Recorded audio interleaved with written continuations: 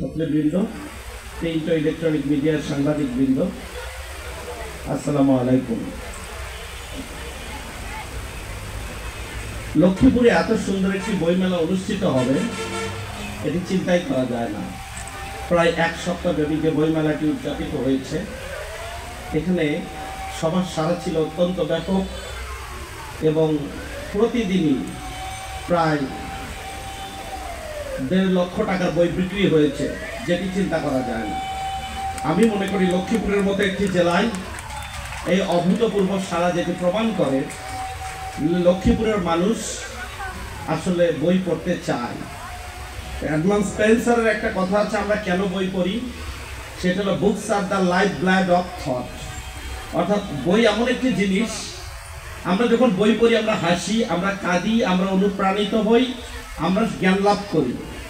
এটি প্রকাশিত হয় আমাদের কথায় বার্তায়, আমাদের আচার আচরণে, আমাদের স্বভাবে, আমাদের চালচলনে, সব কিছুতে।